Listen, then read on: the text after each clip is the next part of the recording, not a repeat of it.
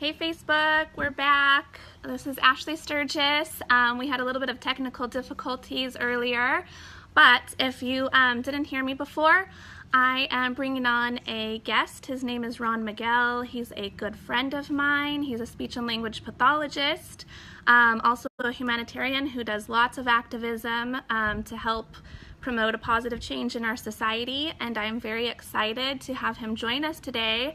As soon as he pops up here, we'll bring him on, and I hope that it works this time. For those of you who don't know me, I am an educator. I have a few credentials in education, a master's degree in curriculum instruction and reading, and I'm now a stay-at-home mom of 2 little ones. And also, I am a partner of a company called Viseo. And we provide and distribute all natural nutraceuticals. So there's Ron. Oh, and I see the camera, so we're gonna get him on here. I'm so excited. Okay, let's see. It's adding. Sometimes this takes a minute. It's Friday. I'm so excited. The weather's awesome. It's a little bit windy, but it's still beautiful. Adding.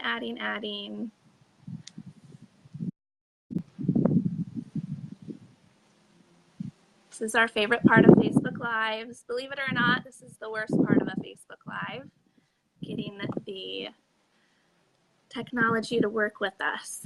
The rest of it's easy, I promise.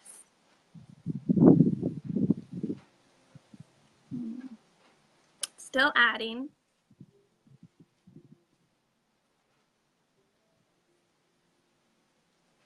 Connecting. It's a good sign. Hi, there he Hello. is. Hi, Ash. Hey, how are you? Good, thanks. How are you doing? I'm good. Hi, Courtney. Thanks for popping up. Ron, I gave our viewers a little bit of an intro on you so that you wouldn't have to brag about yourself. But I let them know that you're a speech pathologist, a humanitarian. You do lots of activism. And I'm super excited to talk about basically how we're being poisoned for big corporations to make a profit. Sad but true. Yeah, and I know you can talk for about a week, maybe more, on this subject, but we're going to try to keep it down to like 30 minutes because I know you're super busy.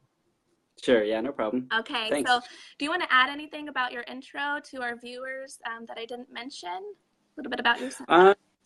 I mean, I'm a vegan for many of the reasons mentioned already, as far as the contaminants in our food system. That's another major fact about me that I think that I kind of hold dear to myself and, my values. I'm a speech therapist. I don't know. I've been studying this information, informally for years, both in and out of school, actually. I kind of incorporated some of the food system contamination and information about that into chemistry courses I took and neurology courses and just informally through what I'm doing now with speech. I'll get into that in a second. I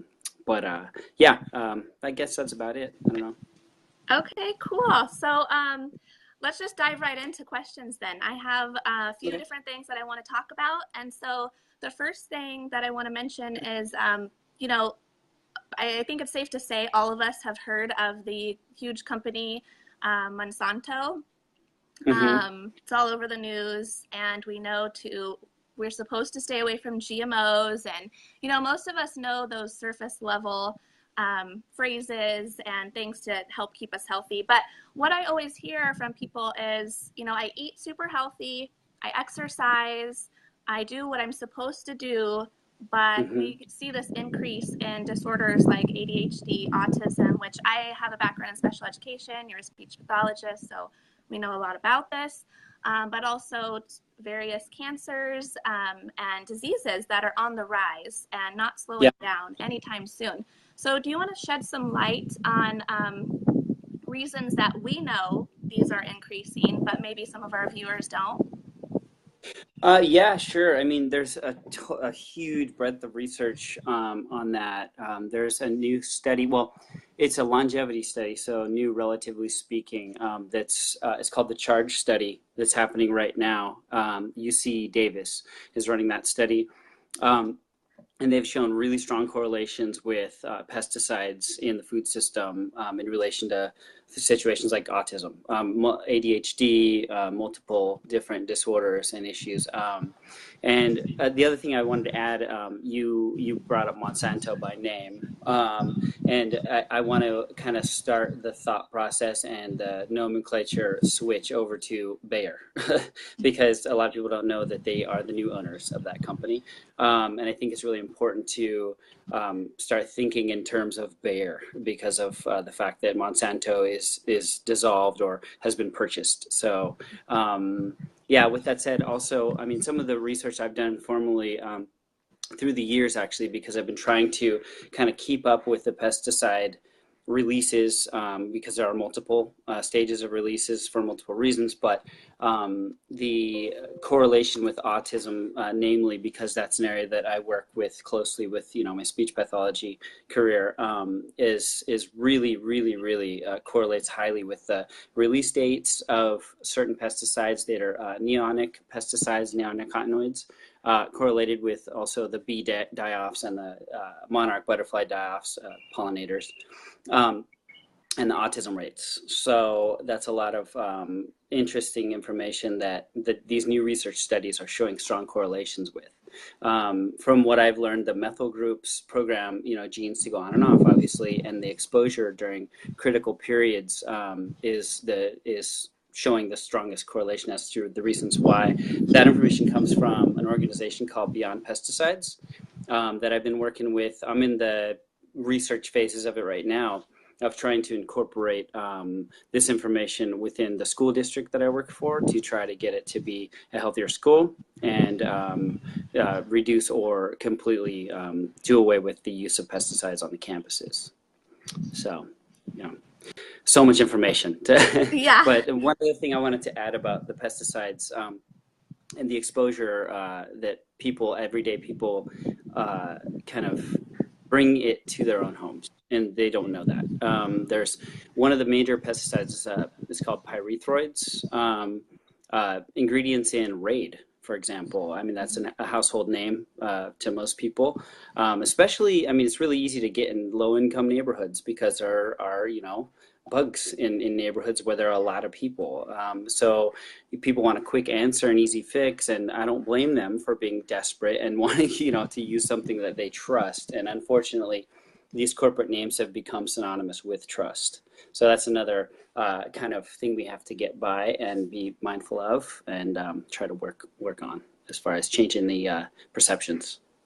And also we know that you know, along with these big names that we trust, we know that oftentimes the foods that contain these harsh pesticides and poisons are cheaper. And in this day and age, you know, even those of us with great jobs, you know, salaries, whatever, college educations, maybe not necessarily hurting for money, although I would argue that we all are. It's very difficult to buy organic when we have other options that are much cheaper. And excuse me, I think a lot of us, you know, we don't focus on long-term and preventative care. And so when we're faced with strawberries that are $2 and strawberries that are $5, and we know that the ones that are $5 are organic, we don't often, you know, go for the organic ones because we're not aware of exactly what it means to not eat organic. And although we want to go for the cheaper product because that helps us in our pocketbook, it's and people have to feed their families. I understand that. Yeah, we have to feed our families, and it's difficult these days to have extra cash to fork out to more expensive foods. But with that said, it's so important to pay attention to what we're feeding our bodies, because this is the only body that we get. And if I often say pay now or pay later, right? I mean, you can pay in food costs, or you can pay in hospital bills and, you know, cancer treatments. One sec, I'm going to open this window. Okay. So yeah, I mean, I agree with that, and that is a major problem. I'm very results oriented. I don't like to be doom and gloom about anything. I like to look for answers, you know, actual changes in practices that are actually tangible, realistic, and available. And if you, I mean, all my friends know this about me. You've probably heard me say it a time or 10, but companies like Costco going forward with bulk organic, it's hugely on the rise. And it's just like any company, they carry products demographically as far as what cells they'll have there. So. But I've seen across the company in multiple locations that at least I've been near, in Southern Northern California. Anyway, at least that's what I can speak on. That they have carried much more organics and things like frozen bulk strawberries, because you brought up strawberries, a perfect example. You can buy a 2-pound bag for $9.99, throw it in the freezer, and you have strawberries for months. As far as the amount that you get in one of those little single-use plastic ocean-filling containers, it's a no-brainer. You can go to a store like that, and I mean, there's even Groupon membership discounts. So, because a lot of people say, oh, it's a club store, you have to pay to get in, and I understand that is a potential barrier, but there are ways around that too. And again, like you're saying, the cost is a no-brainer in the sense of the health benefits. So, and also the empty food issue. Frozen food is, it's sustained from when it was picked to when it was frozen. The nutrients are locked in by freezing. So those fruits are fresh, they're organic, and they're good to the point that you defrost them.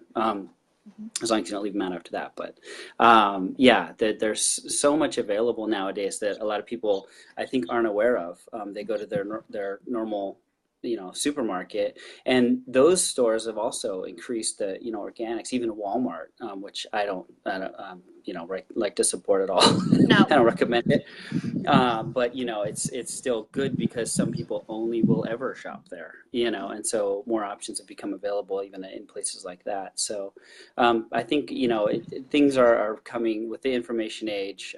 People are becoming more aware, and that you speak with your wallet, right? I mean, what you buy is what they'll provide, because if there's no demand, there's not going to be the supply for it. So that's a hopeful kind of I don't know, situation right now.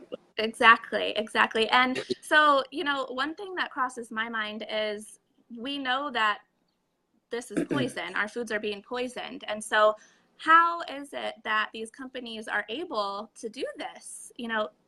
Our entire world is being poisoned by this huge company who is, conveniently being bought out by a different name so that we think that they've gone away, but actually they're just now called damage control. Bayer, right?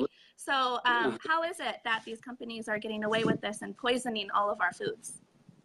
I think two ways. One, referring back to the supply and demand aspect, they are, because the money's there for that, and the demand, keeps that alive. And two, lobbying. Politicians, these companies have them in their back pocket, but if these companies aren't getting the demand anymore, these companies don't exist anymore. So, I have a list of companies. I'm going to charge it now, because it's a list of companies that I purposefully avoid, because these companies are either owned by Bayer, I would say Monsanto, but not anymore, or they use their modified seeds. This is a list that's easily obtainable online. And I mean, companies, just some of the zingers, Healthy Choice, nothing healthy about it. That's one of the companies they own. Lipton, I mean, these are Capri Sun, Campbell's, Cadbury, Bisquick, Betty Crocker, Best Foods. There's so many, the Keebler, Kraft, and these names, again, Minute Maid, have become synonymous with trust. However, these are, built-in poison, basically. I mean, because Roundup Ready foods, when you look at it, that's the pesticide is on the inside of the food. You can't wash that off, because the food, in effect, is its own pesticide or herbicide, depending on what they're using in it. But I can get you that full list if you want to put that up with this information too. I think it's something that people should definitely know who to to not use and to boycott. And there are so many alternatives in place of every single one of those companies. And being vegan, I'm the master of alternatives, right? I mean, you kind of have to be to to Right. still eat. I love cheese, but I don't eat cheese. I eat cheese. That's Right. actually good for you. Yeah, me too. So awesome. Yeah. But Um, so, yeah, that's one of the major ways is just that it's how does it happen? Well, demand and then lobbying and the fact that it's embedded within the food, unbeknownst to the consumer. and oftentimes I talked about we are so focused on surface level information and not really understanding the full effect of how these companies are affecting our society. Hmm. We're so busy. We're hustling every day just to make ends meet. All of us are, I would argue. And Hmm. so it's difficult to stop and pay attention to what's really going on. And unless you're, like me, when I heard about the crimes against humanity that these companies have been doing since the Holocaust, that really opened During my the Holocaust. during the Holocaust, right? It really opened Hmm. my eyes to just how powerful and horrible these companies are. Not only are Oh, they yeah. poisoning us, but they're committing horrible crimes against humanity. So do you want to talk a little bit about that? I know you have a lot to say about that one. Sure. I mean, one of the things that comes to mind is obviously, well, I'm going to call it Bayer Monsanto now, just to keep the Bayer name in it, because that's what everyone needs to now think about and kind of reestablish the focus on. But Agent Orange was made by what was then Monsanto, what is now Bayer, to murder people in Vietnam and create birth defects that last till today. And Bayer, they were the biggest investor in Zyklon B gas, and you can Google that all day long. That's readily available because they were made to pay over $600 million in the U.S. I think it was, and multiple million in the six-figure million euros in Europe to settle that situation and the AIDS, the tainted hemoglobin drug. That's another fact, well known if you search Bayer at all on their crimes against humanity. They knowingly sold AIDS tainted blood in the 80s and infected hundreds of people. I'm not sure exactly the number, but there were tons of lawsuits and tons of people did not make it through that. They died.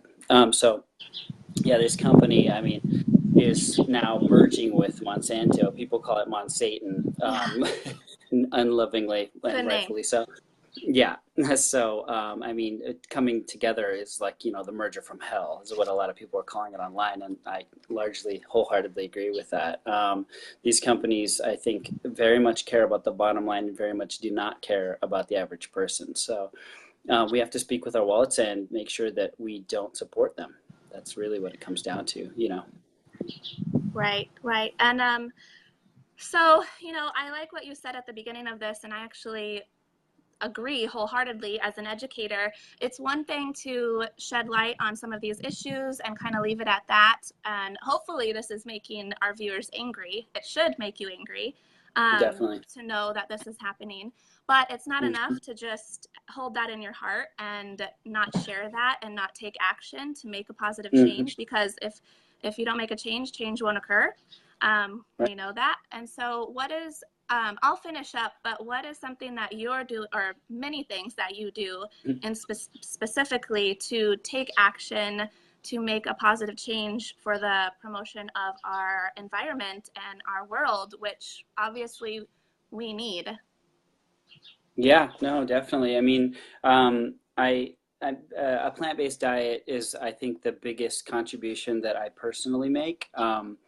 I mean, if everyone even worked toward doing that, I was actually talking to someone just yesterday, a server at a restaurant, and she was asking me questions. How long have you been vegetarian or vegan? And I told her the amount of years that it's been. It's been quite a few. And she asked me more questions about it. She's like, "Well, I'm trying, And she kind of like laughed at herself. And I said, "No, that's incredibly important. And thank you. And keep it up. Because if more people were at least trying, we would have so much less suffering in the world and so much less, acidification of the oceans and chopping down the rainforest for cattle grazing, everything else that occurs with that. And again, I try to be results oriented with the things like the Monsanto-Bayer merger situation via eating local, eating organic, like we talked about, but local cannot be stressed enough. I mean, supporting your local farmers market, buying organic there, doing things like it's thinking outside the box maybe a tiny bit, but I buy things with roots on them when available. So like dandelion. I don't know if anyone's ever had dandelion greens, but it's probably one of the healthiest greens you can eat. Put those in smoothies, salads, whatever. I buy them with roots on them and then plant them at home. So I have a huge crop of dandelion greens out front that cost me like $5 total, and I've eaten it probably 30, 50 times. I don't know. So it's pretty cool because, it's like growing your own money, and you get organic, local as it can be in my front yard, without even paying a dime, any extra money. Local, organic, and plant-based is, I think, the most important changes anyone can make for the environment. I mean, if you can afford it, buy a Tesla. I put money down on that too. So Right. in the long run, I'm hoping for complete zero contribution to greenhouse. But yeah. Right. And then also, you're being a little bit modest, but you've taken time out of your day to come on here, make yourself vulnerable Oh, and yeah. share with people. So that's another way that we're spreading awareness and taking action towards something that we are passionate about. And so, did you want to add something before I continue? Okay. Oh, no. Keep going. Sorry. I was just Okay. listening. Just Okay, agreeing. so yeah, you've taken time out, and we're using the social media as a platform to share our passions and spread awareness to others, because that duplication process, really makes a difference in the world. And the more people who are aware, the more people who are taking action, the better our society is going to get. And Right. and we're leaving this world to our children. And so these are important issues that we need to start focusing on. And so Yeah. I thank you for taking the time. And also, for those of you who don't know, again, talking about surface level information and not really seeing the bigger picture, there are solutions to these issues that are going on in our world if you are open to reaching out and asking questions and becoming available to understanding information that you didn't grow up learning about. I didn't grow up learning about being a vegan. I knew to eat Yeah. healthy, Right. I low grew up eating calorie. hot chocolate too. I don't fault anyone. Exactly. And so, and in my business, a lot of people see MLM as surface level, just business, just selling a product, just pushing a product. And that's what I thought too at first. And, because of our business school and our personal development program that's provided by our mentors, I have been given the, I guess, platform like this to share things that I'm passionate about while creating time freedom and financial freedom in order to be present with my kids and spread awareness on things that I'm passionate about. And Awesome. so, yeah. Meanwhile, replacing all the products that people would have normally bought that are unhealthy with healthier alternatives that are, earth friendly as well. As from what I researched with the company, the products are amazing for that reason. And thank you for that as well. So Exactly. I suffer from different ailments like celiac disease and fibromyalgia and endometriosis. So these products have impacted me, but even further than that, the platform and the business school and the means to share my passions on a global scale, as opposed to, just in the classroom like I was before. I never diminish teachers because that was a great starting point to my career. And of course, I value education above anything else, because the more you know, and the better you can do. So, for those of you who are hearing this information and you're realizing, yes, it does sound valuable to eat vegan. Yes, it does sound valuable to understand the crimes against humanity that these big businesses are committing now and avoid them. and avoid them, understanding them and avoiding them, and really understanding the bigger picture to the information that you might be given on a surface level. And so I want to leave our viewers with the thought that if you don't understand something, reach out and ask people like Ron, how does he maintain a vegan diet that's affordable? how what petitions does he sign to help move these efforts along, and excuse me. And what products are available to replace what I'm already using that isn't the right product, maybe. And I'm more than open to giving all the information that I have. And so anyone can message me, or at any time. I'm an open book. I'd love to share information with anyone who wants to know more. So. Right, and know that there are other people in your community, in your circle, and in your friend circles that are also working towards similar goals, even if you, even if they're not necessarily broadcasting it all the time. I have something in my throat and it's burning. It's probably these pesticides. It's pretty ironic. Never know. Anyway, so reach out to the people who are sharing information, find out more. And Ron, if you don't have anything else to add, I want to thank you so much for coming on here. Oh, you're welcome. Thanks for having me. And I gotta hope, get back to work. yeah, I hope that you'll agree to come back on again, because I know you have lots of Sure. other issues that we could discuss. Yeah, definitely. I'm available, so just let me know. Okay, cool. Thank you, everybody. Thanks, Ashley. Okay, Thanks, bye. everyone. Have a good day, everyone. Bye. See ya.